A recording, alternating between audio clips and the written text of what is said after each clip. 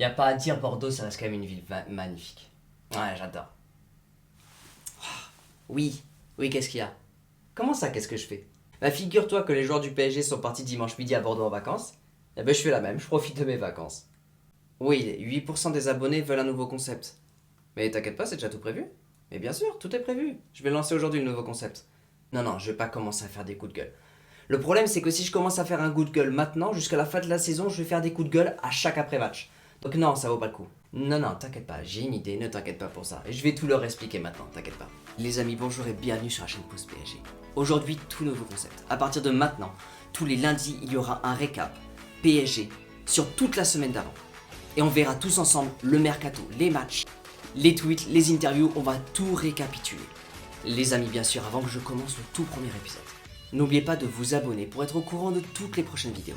Et surtout, n'oubliez pas de laisser un énorme pouce vers le haut pour le soutien de la chaîne. Les amis, je parle pas plus longtemps, j'envoie le premier épisode juste après l'introduction.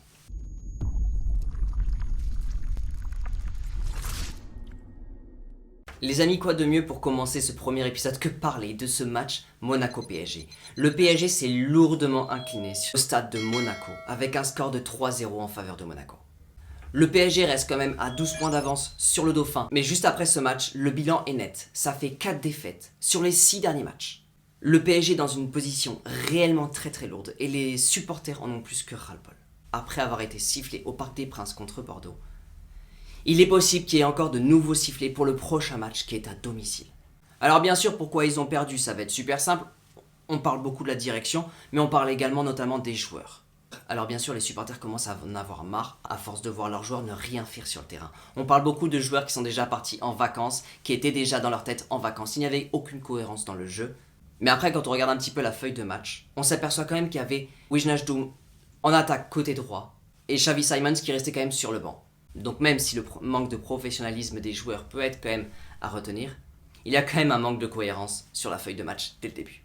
Mais justement, on va parler de tout ça. Juste après le match, Mbappé s'est exprimé au micro et a clairement appelé l'équipe à se ressaisir et surtout demande au PSG de absolument respecter les supporters et surtout les familles qui regardent le match. Forcément, Pochettino a sorti une interview de son côté et a clairement révélé le manque de professionnalisme de son équipe, qu'il avait rarement vu ça. Clairement, Pochettino est complètement en colère après son équipe. Mais c'est surtout peut-être le plus drôle dans tout ça, c'est que Neymar a clairement sorti un tweet à la fin du match en disant que c'était une période qui était extrêmement compliquée, mais qu'ils allaient se relever et que c'était le but de la vie, de tomber mais de se relever. Ne vous inquiétez pas, je suis allé voir les commentaires qu'il y avait sur ce tweet justement, et ils disaient quasiment tous la même chose. Neymar, ça fait quand même 5 ans qu'il dit qu'il faut qu'il se relève un jour. On attend encore. Par contre, il y a eu une interview qui a été extrêmement intéressante, et qui vient directement de Habib. Il s'est directement exprimé sur les joueurs du PSG, et ça va être super intéressant. Car il a dit clairement que les jeunes, oui, ils avaient un réel potentiel, parce qu'ils s'entraînaient tous les jours avec du Messi, Neymar et du Mbappé. Mais le problème, c'est qu'ils ne jouent pas. Ça sert à rien de prendre des joueurs, de leur donner un énorme entraînement avec des joueurs de légende, mais le problème, c'est qu'ils ne jouent même pas 10 à 20 minutes par match. Donc là-dessus, il y a un énorme problème. Bref, dans tous les cas, vous savez très bien ce qui s'est passé sur ce match-là. Le PSG a totalement sombré sans jeu face à Monaco. Le PSG s'est une nouvelle fois fait humilier, juste après s'être fait humilier au Real. On arrive quand même à une période où le PSG... Alors malheureusement, les PSG, ça y est, ils sont déjà en vacances, ils sont déjà partis. Certains sont partis directement en sélection, comme Mbappé et Kipembe, et qu'on retrouvera d'ailleurs très prochainement en équipe de France face à la Côte d'Ivoire. Mais le plus alarmant dans tout ça, c'est la situation du PSG. Alors oui, la direction est clairement incriminée sur ce qui se passe au PSG en ce moment. Par contre, les joueurs, va falloir sérieusement se ressaisir et va falloir montrer quand même un minimum d'envie. En tout cas, la presse française met clairement un point d'exclamation sur la prestation des joueurs ce dimanche midi, où les joueurs ont clairement montré un visage totalement désastreux face à Monaco. Passons maintenant du côté du mercato. Je prends le premier cas, Ousmane Dembélé. Ousmane Dembélé a clairement un accord avec le PSG et serait sûrement sur le point de débarquer dès cet été au PSG. Alors le plus impressionnant dans tout ça, c'est qu'on a tendance à dire que Ousmane Dembélé manque de professionnalisme, manque de buts, manque de passes décisives au Barça. Mais ce qui s'est passé hier lors du Classico, c'est que le Barça a totalement humilié le Real à l'extérieur. Et devinez quoi? Ousmane Dembélé a donné 2 passes décisives hier face au Real Madrid. Alors oui, Aubameyang a fait un match totalement impressionnant, avec 2 buts et une passe décisive. Mais Ousmane Dembélé revient clairement en grosse puissance. Du côté de Paul Pogba, l'accord est quasiment fait. Le PSG a les yeux rivés sur Paul Pogba depuis bien trop longtemps et rêve absolument de faire venir le champion du monde au PSG. Paul Pogba serait sur le point de débarquer dès cet été au PSG. Et le plus intéressant encore une fois dans tout ça, c'est que Zidane surveille l'opération de extrême en paix. Zidane veut absolument Paul Pogba au PSG. Et il va y avoir un deuxième facteur que nous allons voir juste maintenant. Arsène Wenger, qui tient pour le moment un rôle au sein de la FIFA, serait très intéressé par le projet de Paris et voudrait avoir un poste dans la direction du PSG. Vous savez très bien quelle autre personne rêve de voir Wenger au sein du PSG, bien évidemment, c'est Zidane. Zidane est en train de suivre l'opération Paul Pogba, mais également celle de Wenger. Et Wenger, pour le moment, serait sur le point de dire oui pour venir au PSG. Vous inquiétez pas, du côté du PSG, ça reste dans sa stratégie de faire venir Wenger pour encore plus attirer Zidane. L'affaire, dans tous les cas, reste à suivre, on va suivre ça de extrêmement près, mais de bonnes nouvelles sont sur le point de débarquer au PSG dès cet été. On va maintenant partir du côté de la Juventus. La Juventus est extrêmement attirée par le joueur Leandro Paredes.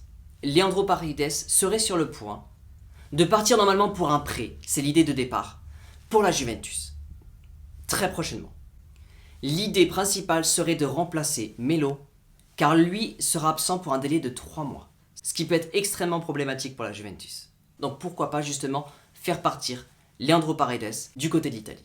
Et le dernier point mercato pour le moment, ça va être du côté du cœur, ça va être du côté de Di Maria. Di Maria, comme vous le savez, est sur le départ du PSG. Di Maria serait sur le point de partir gratuitement pour le Benfica. Le Benfica qui est extrêmement intéressé par le cas Di Maria. Di Maria, dans tous les cas, cet été sera sur le départ, ne sera pas prolongé avec le PSG, et ça reste dans tous les cas un pincement au cœur. Au niveau de l'actualité du PSG, à part vous dire que les joueurs du PSG sont en vacances depuis malheureusement un peu trop longtemps, et surtout ça s'est clairement prouvé, avec cette humiliation à Monaco, le PSG a sorti il y a une semaine une fuite par rapport au nouveau maillot. Je vous mets maintenant le tout nouveau maillot pour la prochaine saison, dans les 2 couleurs, avec bien évidemment le grand sponsor devant. Et les amis, surtout, n'hésitez pas à me dire ce que vous pensez de ce nouveau concept. De ce nouveau concept qui sortira tous les lundis, pour faire un récap de tout ce qui s'est passé la semaine, car beaucoup de choses peuvent se passer chaque semaine.